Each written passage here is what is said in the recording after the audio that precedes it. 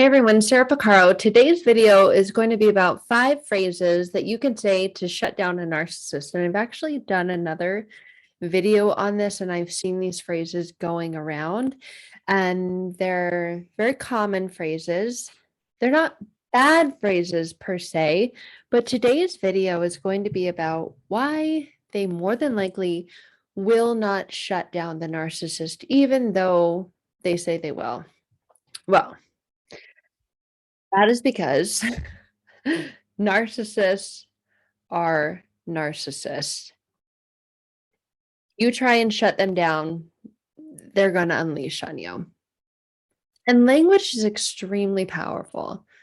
The way that we use language, or the way that we choose to not use language. And one of the most powerful tools, modalities, methods, techniques to use to engage with a narcissist is to not use language, because they use language. Those words are power. They're a source of power for them. So when you're giving them your words, it's no wonder you're left feeling powerless, because they take those words and they twist them, they trick them, they manipulate them, and then feed them back to you. And you're left knowing the words that you used, hearing the words that they use, and part of them are theirs and part of them are yours, and you're left with this like big jumbled mess. And then they laugh or they leave. So phrases are words. So there really are no phrases that can shut down a narcissist, because you're giving that to them, and all they're going to do is give it back to you. But it's going to be even more knotted, even more twisted, even more confusing. So these phrases can help in some situations, and the most common ones I see are the ones that we're about to go over, the 5 ways to shut down a narcissist using these phrases. The first one is, I'm sorry you feel that way. So if you're engaging and you're having a conversation or talking with a narcissist and you say, I'm sorry you feel that way, what do you think that they are going to come back with? They're not going to go, oh, okay. When you use the phrase to try and shut down a narcissist, I'm sorry you feel that way, they're going to go, well, really? And it's going to be met with a whole bunch of cuss words, put down, shut downs, criticisms, judgments. Well, I wouldn't feel this way if it weren't for you, blah, blah, blah, blah, and you being so this and you being so that. So that's actually not going to shut them down when you say, I'm sorry you feel this way. They don't feel sorry. Sorry, the best way to show sorry is by changed actions, changed behaviors. If you tell me, Sarah, I hate that you do this to me, and I go, gosh, I'm so sorry. If I truly am sorry, I'm going to stop doing the thing to you that you told me you hate me doing to you. That's sorry. It's changed actions. It's changed behaviors. When you tell a narcissist, I'm sorry you feel that way, they are going to throw that back at you and hit you right in the face with it. They're not going to like it, right? So obviously the best engagement is no engagement or gray rocking. That's why it's so powerful, because you can say so much without words. You can go, and that gets them more than anything, because it gets in their head and it gets in their mind, and they're like, what do they know? What do they know? What are they thinking? And then they start word salading, because they're making in their own mind assumptions about what you know, what you're thinking, who you've spoken with, and then they're going to all over just, and then give you the very thing that's going on in their mind. But when you give them phrases like, I'm sorry you feel that way, they're just going to chew it up, spit it back out right in your face. So another really common phrase that you can use to shut down a narcissist, and I've heard this one from a phenomenal coach, but it also goes around, other people share it as well. I can accept your faulty perception of me. Now that one, I can accept your faulty perception of me. The beginning is really good. I can accept, because it's opening, it's accepting, it's inviting, and it's taking on the responsibility for yourself. I can accept, not you can't. So I can accept But here's where it may get muddy. Your faulty perception. Oh, oh, my perception's faulty? Oh, really? Oh, you want to talk about faulty perceptions? Let's look at your perception of when you, and then again, opening up the door and the gateway for them to just go off. So the beginning of that phrase is really, really good. It can work in some instances and in some situations.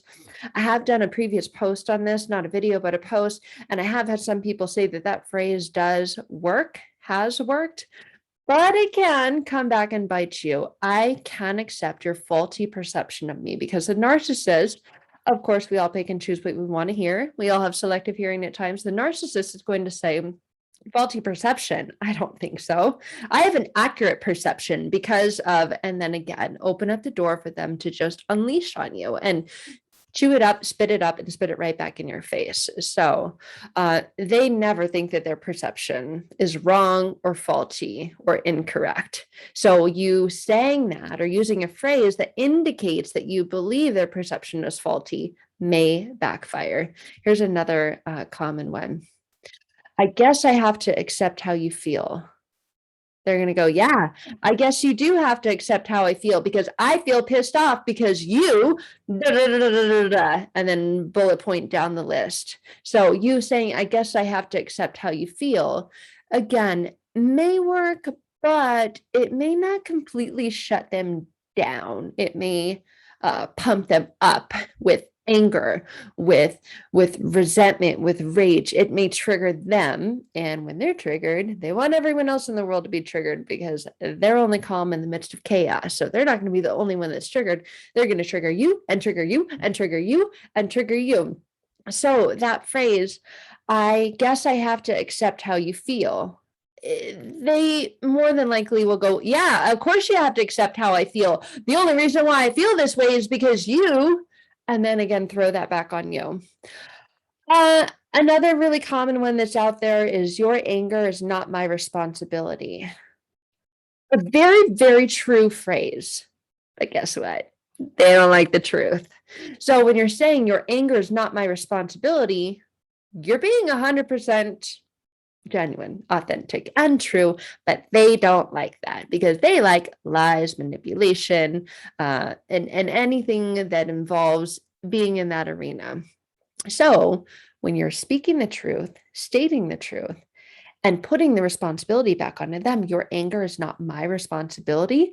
Again, they are going to say, more than likely, yes, your anger is my responsibility. I wouldn't be so angry if you didn't. And then again, laundry list of all the things that you did to make them angry. So, not a bad phrase, but be careful if you are using it with the belief or the perception that it will shut them down. Again, it may add fuel to the fire. So, the best engagement or best phrase is very, very minuscule.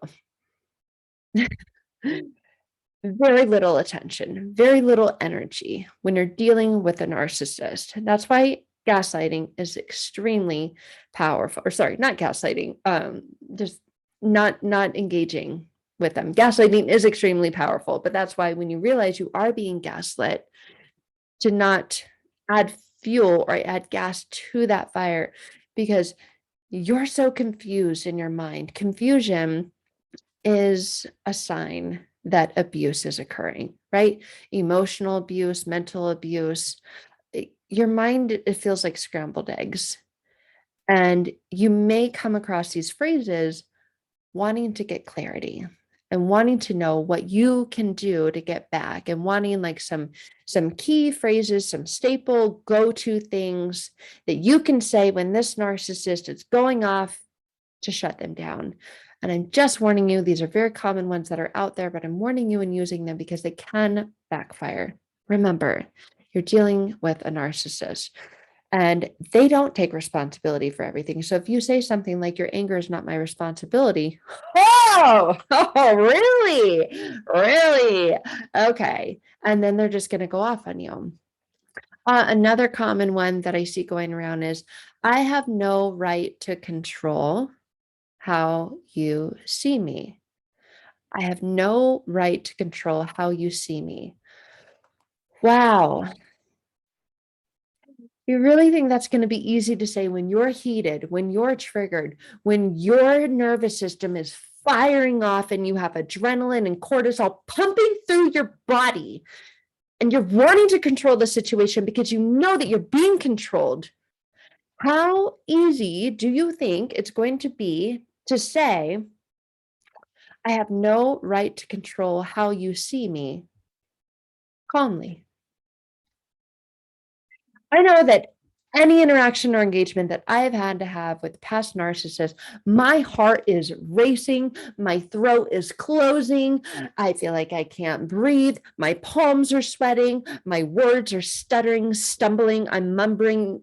See, mumbling, it's happening now. I'm mumbling. It's not easy to say these phrases or these keywords calmly. And the majority of the time, no matter how good they are, the narcissist will chew them up and spit them back out at you, leaving you wondering, I thought this was supposed to work. This was supposed to be the phrase that was going to shut down the narcissist, and it didn't. And it made them more mad. It made me more mad. And I don't know what to do now because I need help. Well, clearly, there's no there's no settling with the narcissist. They don't like things to be happy, content, peaceful, joyful. They don't like to be shut down. So if you're using these phrases in hopes that it will shut the narcissist down, just please go into that with clear and realistic expectations. If you're dealing with a narcissist or with someone who has true narcissistic traits or tendencies, just know what you're dealing with. And no, there are no magic words, there are no keywords or key phrases that will work. Some of them, yeah. Huh? What did you say? It may jolt them for a moment, and it may work for a time until they pick up on the patterns and then they go, huh, right? Because they're going to get triggered. So always the best response is no response. And I get it. I get it. I've been with several of them. It is hard to not respond when you're triggered. And that is what they are masters at, are triggering people. And it's really hard because, of course, you get triggered. There's an inner pain and an inner part of you that's poked, and it hurts when it's poked. And when it's poked, your body emotionally responds, it physically responds, those responses I was talking about earlier. And then you inadvertently and unconsciously project that pain onto that person, and it becomes this pain passing game.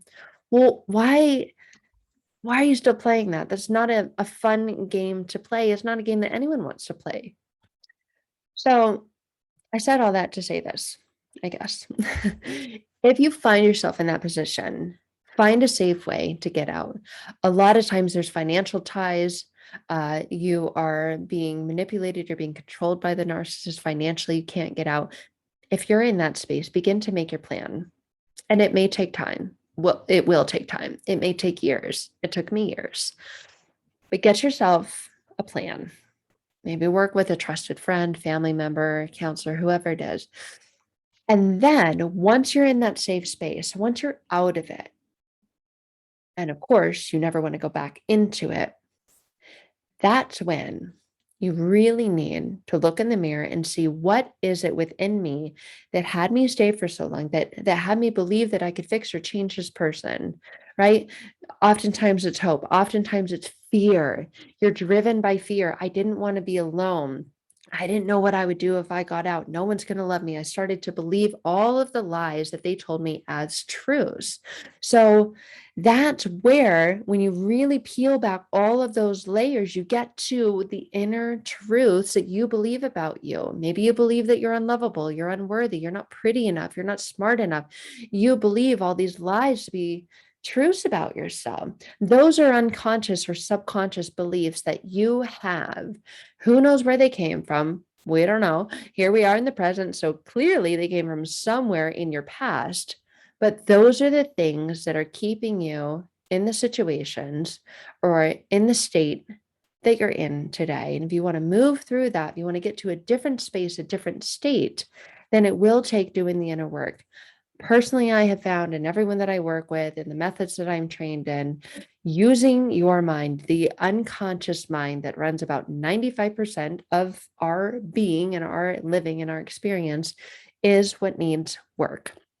Consciously, you can try and fix or change things. You can journal, you can meditate, you can listen to binaural beats, and you can take pills to help you sleep and to help you wake and all of these things. But those are all just addressing the symptom. Those are all just scratching the surface. If you want true, deep, lasting change, you got to go deeper. You got to go below that. And that is where, like I said, the methods that I'm trained in, using hypnosis, rapid transformational therapy, and a host of other things, really reprogram, rewire, and change you at the unconscious level so that you can take the learnings and leave the rest from those past experiences with the narcissist and move forward to a much, much better and more joyful, more peaceful life, like inner peace and joy. It's not out there. It doesn't happen externally. And if that's what you're looking for, and you have found yourself in this space of wanting quick fixes or quick phrases to use with nasty, toxic people, and you have found that they don't work, it's because they don't work. You're dealing with nasty, toxic people. They're just going to hand it right back to you. So when you finally get to that place and you realize, I need to change something within me, then you're in the right place, because then you're very aware of what you have dealt with, maybe what you're currently dealing with, but you are aware that nothing you can say or do can fix or change anyone else. And the only way that anything will ever change is if you fix or change yourself. And that's done most rapidly and most easily at the unconscious level. So if that's where you're at, I would love to connect with you and talk to you more. You can find out more information by clicking on the description or the link. I always say that, the link in the description below this video. You can find out how we connect and talk together more one-on-one. See, I can't even talk. That's what the narcissist does to you. And clearly talking about narcissists does that to you as well. So thank you guys. I hope you enjoyed this video. I hope it didn't put a dent in your phrases, in your toolbox, let's say. Like I said, not completely knocking them. They can work, but do expect anytime you're dealing with a narcissist, whatever words or phrases you use with them, that they're going to chew them up, spit them out right back at you in your face. Like, oh gosh, right? And then do the inner work to fix, change, and heal yourself. So if you're looking for a fast, powerful, and effective way to do that very quickly, then let's connect. In the meantime, I hope this video finds you well.